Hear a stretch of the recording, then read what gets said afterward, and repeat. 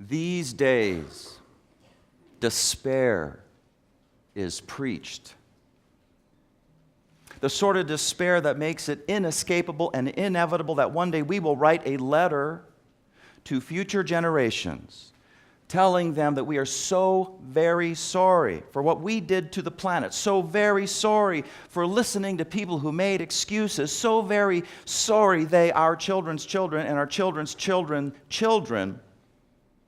now live in a destroyed world without forests, without lakes, without elephants,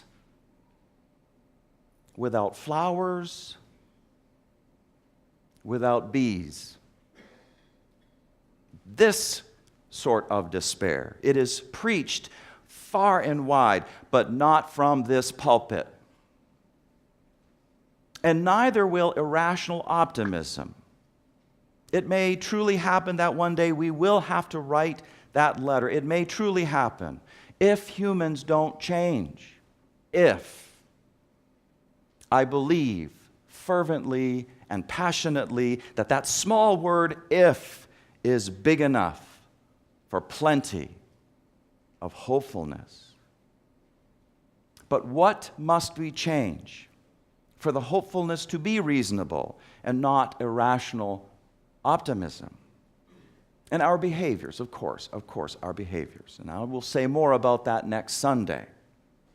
Today, I want to talk about changing our understanding of what is really happening, establishing the sort of understanding that will stand under changed behaviors, motivate them, support them, sustain them, changing our understanding of what is happening. And it starts with getting a big picture sense of context with a capital C. Joanna Macy and Chris Johnstone, in their fantastic book, Active Hope, How to Face the Mess We Are In Without Going Crazy. Is that not the best title ever? That book envisions what's happening as an evolutionary story of smaller parts coming together to form larger and larger integrated wholes. That's the story of life. Continual step-ups from simpler to more complex, and each step-up involves a shake-up of the status quo. Single cells doing their own individual thing, oblivious to the other cells, and then a shake-up, meaning a step-up to individual cells coming together and acting in unison as an organism. Then a shake-up and a step-up to simple multi-celled organisms coming together to form bodies containing different organs. And then a shake-up to a step-up to social organisms like ants and bees, forming complex communities functioning as integrated systems. Then a shake-up and a step-up to social organisms like human beings, forming complex, higher-level, complex communities in which such powers as language use, imagination, reason, ambition, and others have been harnessed to create religion, civilization, agriculture, music, art, technology, everything else we know today. It is absolutely undeniable and certain in a Cartesian sense. If you're a philosophy major, you know that is really, really certain. That life's impulse to evolve parts into larger and larger integrated wholes, that is certain. That is what life does. Which begs the question, why? Why? How is it that such a specific direction is set? Is this when we start talking about God? Whatever God is? God as a primal hunger for life lived in ever greater degrees of vibrancy and fullness? God for this and God against anything that oppresses this? This is a true religious mystery. The larger story that gives context to our humanity and how it ultimately emerged and what the step up beyond humanity as we know it now will look like. Some more than human network of intelligent life in active partnership with our earth, with powers we cannot even imagine. Something amazing. It fills me with wonder and awe. I am so grateful for a faith tradition like Tibetan Buddhism, which evokes this larger story through an artistic process called sand mandala painting. Mandala is a Sanskrit word meaning cosmogram or world in harmony. You can see this in any completed sand mandala, which takes about a week to produce, together with all the associated rites and rituals. Can you see that?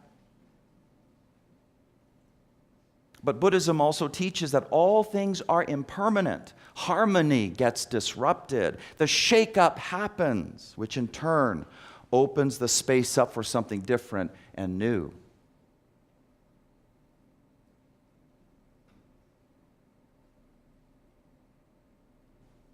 Harmony, then disharmony, then harmony achieved at a different, higher level. This is the larger life that you and I belong to. We belong to that. And this is where we need to be thinking from as we approach the environmental crisis. This is where we need to be thinking from as we approach the environmental crisis. It represents crisis. And from the very beginning of time, crisis has been the shakeup that leads to the step up. We don't have to be afraid of crisis. The human species was born out of crisis. We know crisis. Some people, when there's not enough crisis in their lives, well, they just create some to keep life from getting boring. Like Children's Healthcare of Atlanta did for us.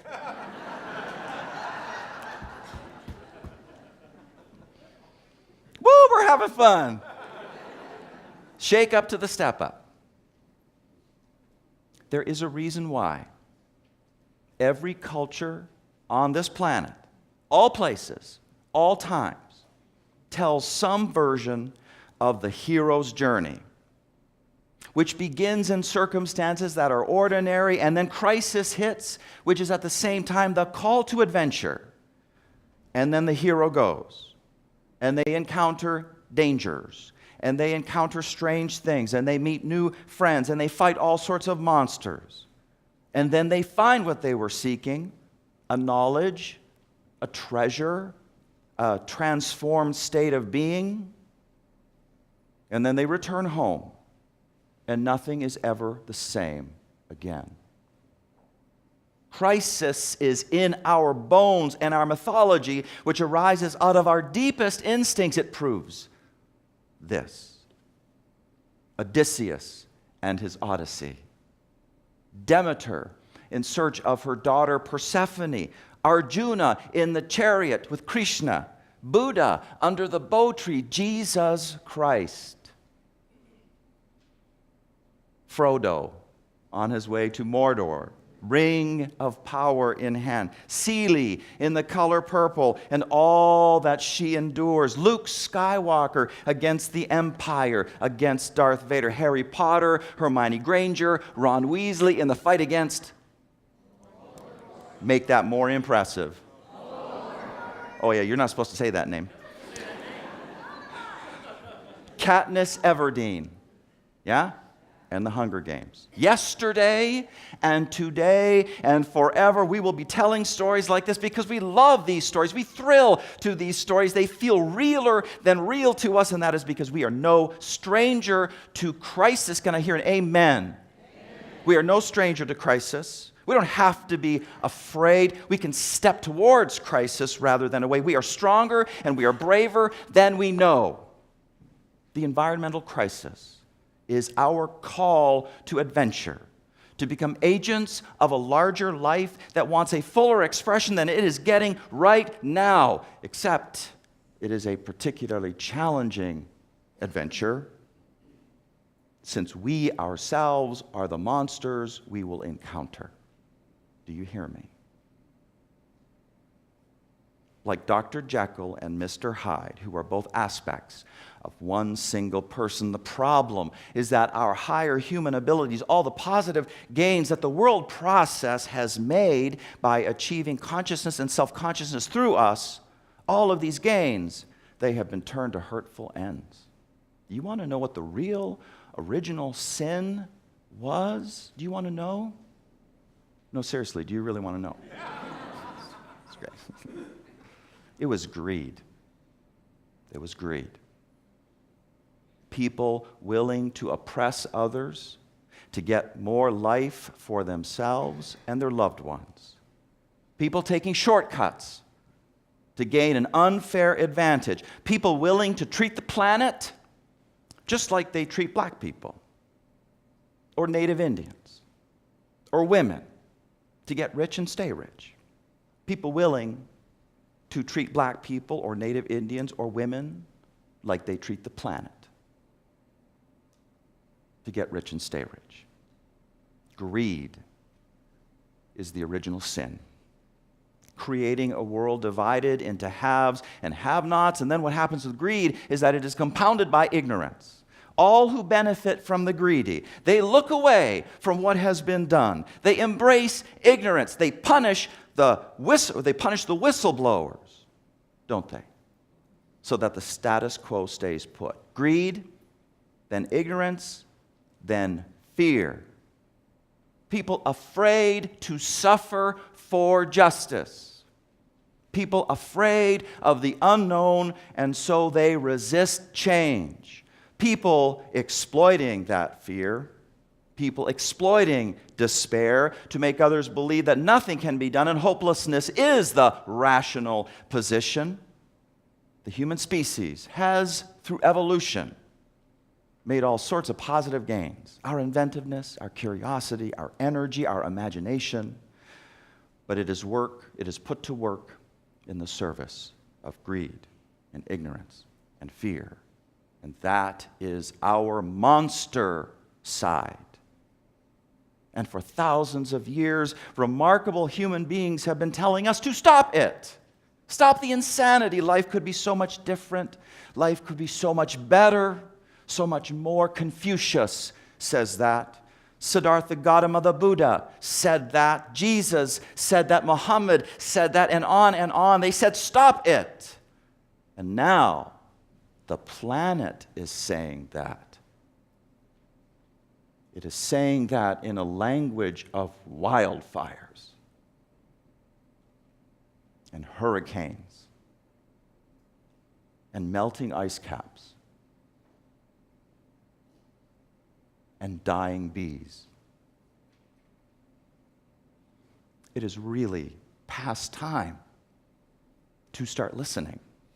It is really past time to replace fear with courage, to eradicate ignorance with insight, to mortify greed with justice. And every time we risk confusing our lifestyle because we've got to unlearn old habits and start new ones, you know what? We have heard the call to adventure. Every time we choose against consumption patterns that are really nothing more than stealing from our planet, we have heard the call to adventure. Every time we vote like our lives depend on it, which they do, we have heard the call to adventure. We are in a fight against monsters, and those monsters are ourselves. But there is one more thing we must know about this larger story that we are living and how it illuminates the environmental crisis. It is that we are but at the start of our adventure. And in every hero story I know, the hero at the start sucks. He doesn't know what he's doing. She doesn't know what she's doing. It's the Ralph Macchio character in the movie Karate Kid, who tries to fight the Cobra Kai gang before he's properly trained, and they beat him to a pulp. It is way too many people today who think that climate change is a hoax. It is America pulling out of the Paris Climate Change Agreement. Yeah?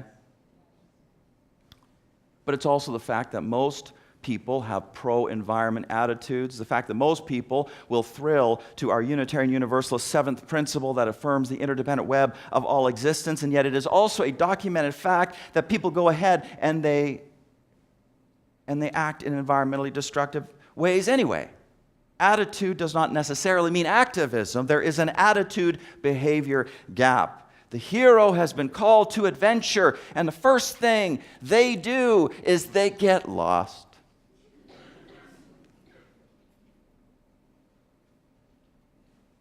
And I am saying today that that is what happens. That is just what happens. That is par for the course. It's what the hero has got to go through and get to the other side of. It is what it takes for the hero to learn how to step up to the task.